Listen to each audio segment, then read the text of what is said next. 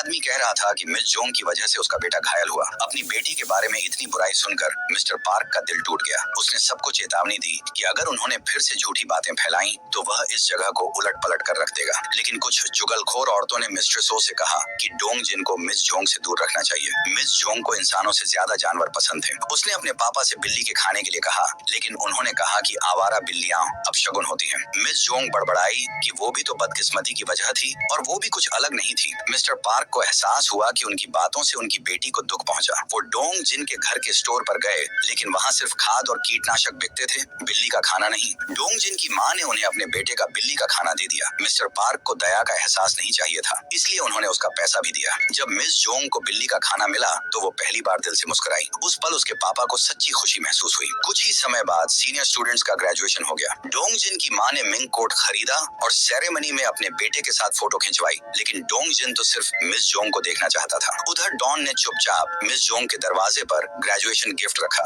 जैसे माफी मांगना चाहती हो, लेकिन शर्म के मारे भाग गई। डोंग जिन भी फूल लेकर उसके दरवाजे पर पहुंचा, लेकिन जैसे ही दरवाजा खुला वो डर के मारे भाग गया। मिस जोंग ने एलुमनाई बुक खोली और देखा कि उसकी तस्वीर ग्रुप फोटो के साथ लगी थी। शायद ये डॉन की चुपचाप माफी थी। जब पार्क ने अपनी बेटी को पढ़ाई जारी रखने के लिए प्रोत्साहित किया, उन्होंने कहा कि अगर वो क्वालिफिकेशन एग्जाम दे तो वो हाई स्कूल डिप्लोमा के बराबर होगा और वो कॉलेज जा सकेगी। उन्होंने कहा कि वो उसे सोल ले जाएंगे, इस दर्दनाक जगह से दूर। बात करते समय उनकी पायरिया की तकलीफ फिर से बढ़ गई। उन्होंने वादा किया कि सोल पहुंचते ही सबसे पहले डेंटिस्ट के पास जाएंगे। पापा से हौसला पाकर मिस जोंग ने फिर से उम्मीद पाई और पढ़ाई शुरू कर दी। जब आलू की खुदाई का समय आया, मिस जोंग नहीं चाहती थी कि उसके पापा अकेले काम करें, तो वो खेत में मदद के लिए गई। तभी जमीन से एक जहरीला सांप निकला और उसके टखने पर काट लिया। मिस्टर पार्क दौड़े, लेकिन मिस जोंग बेहोश हो गई। जब उसकी आंख खुली तो देखा कि उसके पापा जमीन पर पड़े हैं, मुश्किल से सांस ले पा रहे हैं। उसे समझ आया कि पापा ने उसका जहर चूस लिया था, लेकिन पायरिया की वजह से जहर और तेजी से फैला। मिस जोंग मदद के लिए चिल्लाई, लेकिन पापा ने मना किया। अगर लोग देखेंगे तो उसे ही उसके मरने का दोष देंगे। उन्होंने कहा कि वो भाग जाए, लेकिन गांव वाले पास आ गए। पापा को शांति से जाने देने के लिए मिस जोंग ने झूठ बोला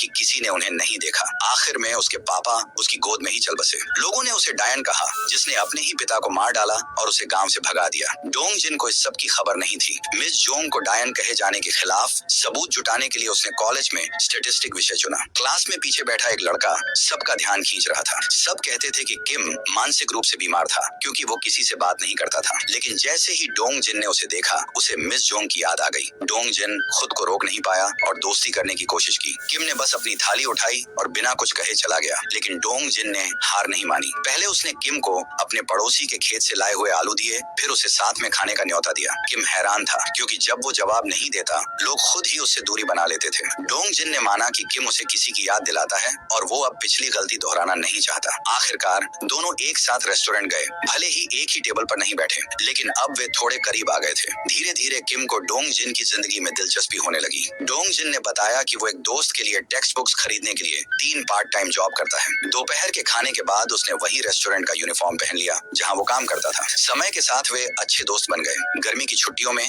डोंग जिन अपने गांव लौटा। उसने अपनी पुरानी हाई स्कूल की तस्वीरें देखी और मिस जोंग की फोटो पर रुका। उसकी माँ ने फिर गांव की अफवाहें दोहराई। स्कूल की डायन ने अपने पापा की जान ली और फिर जब कपड़े धोने वाली का बेटा उससे मिलने गया तो लौटते वक्त उसे जंगली सुअर ने मार दिया। यहाँ तक कि मिस्ट्रेस ओ भी मानने लगी कि मिस जोंग अपशगुनी है। पहली बार डोंग जिन ने अपनी माँ पर चिल्लाया। उसने सांख्यिकी के आंकड़े बताकर समझाया कि हर मिनट कोई न कोई घायल होता है या मरता है। इसका मतलब ये नहीं कि हर हादसे की वजह मिस जोंग है। इसके बाद उसने मिस जोंग के घर जाने की तैयारी की, लेकिन उसकी माँ ने रोका और कहा कि मिस जोंग तो शायद महीनों पहले जा चुकी है। गांव वालों ने उसे निकाल दिया था, अब वो घर खाली है। डोंग जिन निराश होकर घर के दरवाजे से लगकर बैठ गया। उसने अपनी रिपोर्ट निकाली जो साबित करती थी कि मिस जोंग डायन नहीं है, लेकिन अब बहुत देर हो चुकी थी। एक तेज हवा ने सारे कागज उड़ा दिए। उस पल डोंग जिन को मिस जोंग की बहुत याद आई। उसे एहसास हुआ कि कोई भी चीज, खासकर प्यार, किसी का इंतजार नहीं करता। प्रोफेसर को पता चला कि डोंग जिन ने मिस जोंग के लिए सांख्यिकी पढ़ी थी। उन्होंने उसकी दयालुता और लगन की तारीफ की, लेकिन साथ ही कहा कि ये रिपोर्ट शुरुआत से ही बेकार थी, क्योंकि उसने पहले ही मान लिया था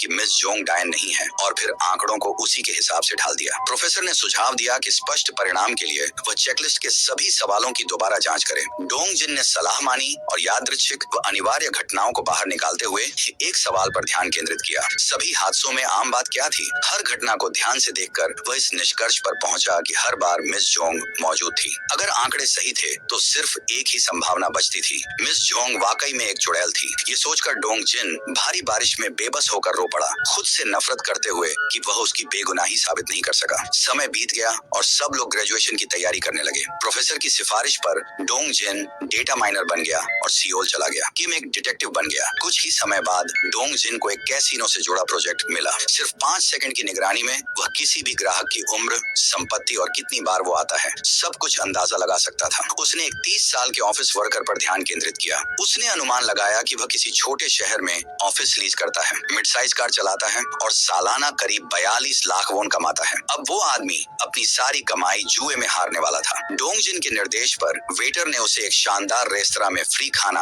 और अगली बार के लिए होटल वाउचर दिया। कुछ लोगों ने इस रणनीति का विरोध किया, लेकिन डोंग जिन का मानना था ग्राहकों को लगातार खेलने के लिए वापस लाना बेहतर है, बजाय इसके कि वह सब कुछ हार कर दोबारा कभी न लौटें। इस तरह कैसीनो लंबी अवधि में ज्यादा कमाई कर सकता था। ये सुनकर एक चेयरमैन प्रभावित हुआ और उनकी कंपनी में निवेश करने पर विचार करने लगा। लेकिन तभी वह ऑफिस वर्कर अपनी कार बेचकर फिर से जुआ खेलने आ गया। चेयरमैन ने लंबी सांस ली और कहा, जिंदगी में बहुत सारे अनजान पहलू होते हैं। उसने डोंग जिन को अपना बिजनेस कार्ड दिया और रात के खाने का न्योता दिया। जब डोंग जिन घर जाने वाला था, उसे अपनी कार की विंडशील्ड टूटी हुई मिली। डैश कैम में दिखा कि संदिग्ध व्यक्ति पहले उसका फोन नंबर देखता है, फिर कांच तोड़ता है। डिटेक्टिव को लगा ये किसी की डोंग जिन से पुरानी दुश्मनी हो सकती है। रिपोर्ट दर्ज करते समय डिटेक्टिव को डोंग जिन की नौकरी समझ नहीं आई। डोंग जिन ने समझाया कि वह एक डेटा माइनर है जो बड़ी मात्रा में डेटा से सूचनाएं निकालता है। उदाहरण के लिए उनके पीछे झगड़ रहे 2 आदमी, दोनों बोतल का ढक्कन पोंछने की आदत, कपड़ों पर एक जैसे पानी के निशान और सफेद बालों के धब्बे। इससे वह समझ गया कि वे एक ही परिवार के सदस्य हैं। तभी एक औरत सफेद पिल्ला लेकर आई और माफी मांगते हुए दोनों को घर ले गई। डिटेक्टिव को डोंग जिन की नौकरी बहुत दिलचस्प लगी और उसने वादा किया कि वह मामले की जांच ठीक से करेगा। उस रात डोंग जिन की किम से मुलाकात होनी थी। किम ने कहा कि वह देर से आएगा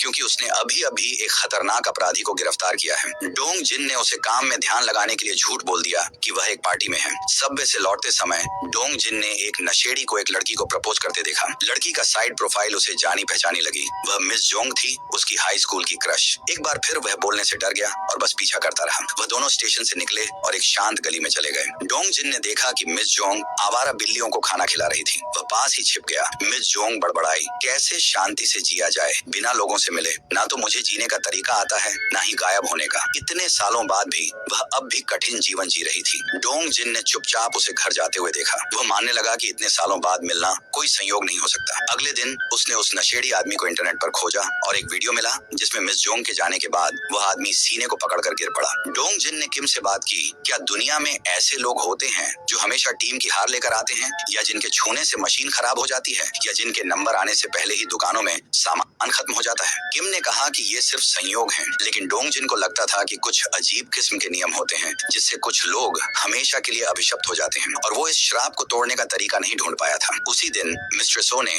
डोंग जिन को अस्पताल से कॉल किया। उन्होंने कहा कि उनकी रिपोर्ट खराब आई है। डोंग जिन उन्हें तुरंत सियोल इलाज के लिए ले गया। कई कीमोथेरेपी के बाद उन्होंने विग पहनना शुरू किया। डोंग जिन छुपकर उनके लिए बियर लाता ताकि वह खुश हो जाएं। उसने वादा किया कि वह बहुत सारा पैसा कमाएगा और उन्हें दुनिया घुमाने ले जाएगा। मगर मिस्ट्रेस ओ को पता था कि उनका समय कम है। उन्होंने अपना अंतिम सपना बताया, एक रंग बिरंगे बियर के साथ अंतिम विदाई, ताकि वे अपने पति से रोमांटिक तरीके से मिल सकें। उन्होंने अपना घर और दुकान बेचने का प्लान भी बनाया ताकि उनके बेटे को परेशानी न हो। मगर डोंग जिन ने फैसला किया कि वह घर रखेगा क्योंकि उसमें उसकी माँ की सारी यादें थीं। फिर उसे पता चला कि सालों पहले उसकी माँ ने मिस जोंग का घर खरीद लिया था। डोंग जिन ने उन्हें धन्यवाद कहा, मानते हुए कि उन्होंने मिस जोंग की मदद की होगी। मगर मिस्ट्रेस ओ ने एक पुराना छुपा हुआ राज बताया। असल में उन्होंने भी गांव वालों के साथ मिलकर मिस जोंग को गांव से भगाया था। जब उन्होंने सफाई करते समय मिस जोंग की तस्वीर देखी तो डर गईं कि उनका बेटा उससे प्यार कर बैठेगा और फिर टूट जाएगा। इसलिए उन्होंने अफवाहों के आधार पर एक गलत फैसला लिया। मिस जोंग ने सबके सामने माफी मांगी और वादा किया कि वह गांव छोड़ देगी। मिस्ट्रेस ओ ने राहत की सांस ली और गांव वालों को मिस जोंग को गाली देने से रोका।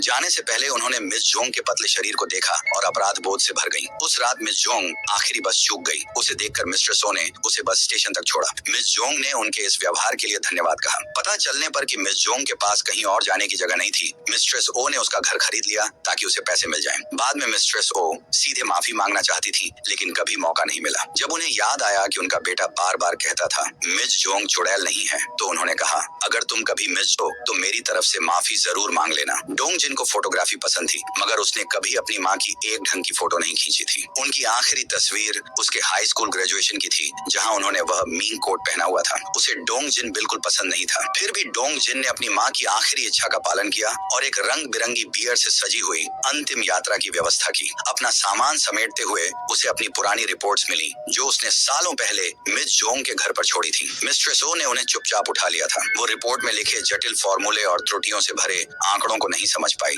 लेकिन फिर भी उन्हें बार बार पढ़ती रही मरने तक। उन्हें यकीन था कि मिस जोंग निर्दोष थी। अब डोंग जिन वही साबित करना चाहता था कि मिस जोंग कोई चुड़ैल नहीं थी, ठीक वैसे ही जैसे उसकी माँ चाहती थी। अगले दिन उसने सैन फ्रांसिस्को पुलिस द्वारा उपयोग किए जाने वाले अपराध मानचित्र का अध्ययन किया, जो अपराध का समय, स्थान और गंभीरता ट्रैक करता था। पुलिस इसका इस्तेमाल पेट्रोलिंग इलाकों और कर्मचारियों को फिर से बांटने के लिए करती थी और अपराध दर में उल्लेखनीय गिरावट आई थी। डोंग जिन ने वैसा ही नक्शा चुड़ैल से संबंधित घटनाओं के लिए बनाना चाहा। अगर वह उस पैटर्न को प्रभावित करने वाले वेरिएबल को पहचान पाता तो वह भविष्य की घटनाओं की भविष्यवाणी और रोकथाम कर सकता था। इस रहस्य को सुलझाने के लिए डोंग जिन ने अपनी हाई सैलरी वाली नौकरी छोड़ दी और कैसीनो प्रोजेक्ट भी छोड़ दिया। हालांकि उसका बॉस उसे रोकना चाहता था। दूसरी ओर मिस जोंग अकेले एक छोटे से किराए के कमरे में 2 भूसे की गुड़ियों के साथ अंदर ही अंदर सिमटी रही। शुक्र है कि उसकी दोस्त यील ने उसे एक ट्रांसलेशन का काम दिलाया। मिस जोंग ने उसे निराश नहीं किया और हमेशा समय पर अपना काम पूरा किया। जीवन अब सरल था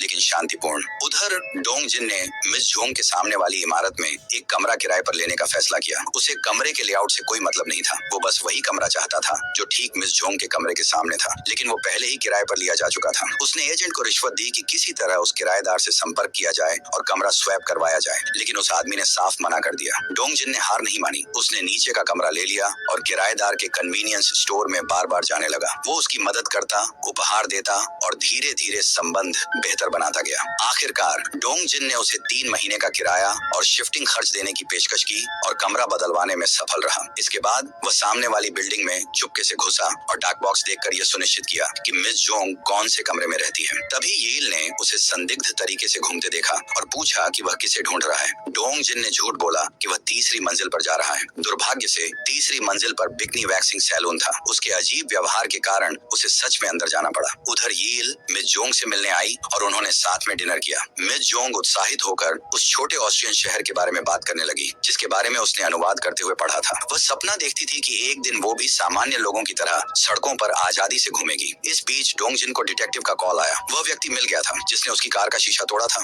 वह आदमी ली था जो एक पेपर कप फैक्ट्री का मालिक था। उसे एक लोन पास होने वाला था, लेकिन बैंक की पॉलिसी बदलने से लोन कैंसिल हो गया और वह दिवालिया हो गया। बाद में उसे पता चला कि वह लोन सिस्टम डोंग जिन की कंपनी ने विकसित किया था, इसलिए उसने डोंग जिन से बदला लेने का फैसला किया। पुलिस स्टेशन से निकलते हुए डोंग जिन ने पूछा कि स्ट्रीट लाइट रिपेयर का काम कौन सा विभाग करता है। जिस रात वह मिस जोंग को छोड़ने गया था, गली के मोड़ पर लाइट टिमटिमा रही थी। जब वह घर पहुंचा, उसे पीछे से हमला किया गया। हमलावर वही ली था। डोंग जिन ने प्रतिकार नहीं किया और यहाँ तक कि कन्वीनियंस स्टोर वाले को पुलिस बुलाने से भी रोका। ली ने उसे उसके फैक्ट्री के बर्बाद होने और कर्मचारियों के बेघर हो जाने का दोषी ठहराया। जब वह शांत हुआ, डोंग जिन उसे खाने पर ले गया। उसने समझाया कि उसका काम सिर्फ डाटा से गणनाएं करना था। वह कभी नहीं सोचता था कि इससे किसी मासूम को नुकसान हो सकता है। ली भी जानता था कि सब कुछ डोंग जिन की गलती नहीं थी, लेकिन जब भी वह अपनी पत्नी और बच्चों से जुदा होने के बारे में सोचता, उसके मन में बुरे ख्याल आते थे। उसने डोंग जिन के प्रति नफरत के सहारे खुद को थामा हुआ था। ली की मदद के लिए डोंग जिन ने चेयरमैन से कहा कि उसे नौकरी दे दें। आजकल के जमाने में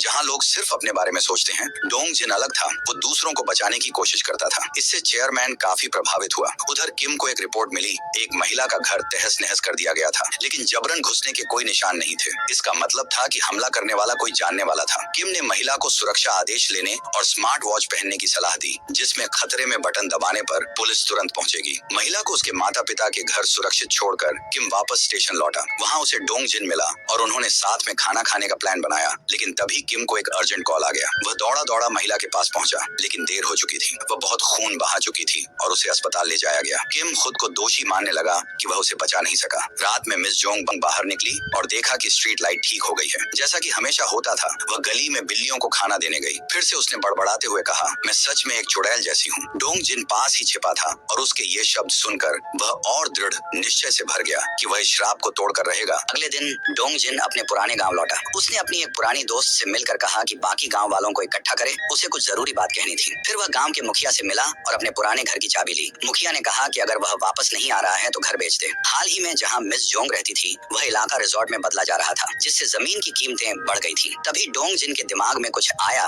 उसने मुखिया मुखिया से पूछा कि क्या हाल ही में वहाँ कोई अजीब घटनाएं हुई हैं? मुखिया ने कहा, नहीं, मिस जोंग के जाने के बाद कोई दुर्घटना नहीं हुई। अंतिम घटना थी, लॉन्ड्री की दुकान वाले का बेटा जंगली सुअर से टकरा गया था। उस रात डोंग जिन उस आदमी से मिला जिसने उसे मिस जोंग की कहानी सुनाई। उसे मिस जोंग के पिता के मरने का दुख था, इसलिए उसने उसे कुछ ब्रेड दी थी, लेकिन वो अपनी भावनाएं जताने से डर गया। वो वहाँ लगभग 12 मिनट तक रुका। जैसे ही वो बाहर निकला, एक जंगली सुअर ने उस पर हमला कर दिया और वो बुरी तरह घायल हो गया। रात को दोस्त पहले से तय कार्यक्रम के अनुसार इकट्ठा हुए। डोंग जिन ने उन्हें मिस जोंग द्वारा अनुवाद की गई एक किताब दी। वे हैरान थे, लेकिन फिर भी मिस जोंग को डायन ही कहते रहे। डोंग जिन ने उन्हें बताया कि उसने हाल ही में मिस जोंग को देखा है। वह श्राप की वजह से बहुत पीड़ित है और उसके लिए जिंदा रहना भी मुश्किल हो गया है। उसने अपने दोस्तों से कहा कि वे मिस जोंग के आसपास हुई हर दुर्घटना का डेटा इकट्ठा करने में उसकी मदद करें। वह इस दुखी लड़की को बचाना चाहता था। डॉन अब एक हाई स्कूल टीचर थी। वह आसानी से डोंग जिन को स्कूल के रिकॉर्ड रूम तक ले गई। डोंग जिन ने सभी पीड़ितों की फाइलों की तस्वीरें ली, जरूरी डेटा को व्यवस्थित किया और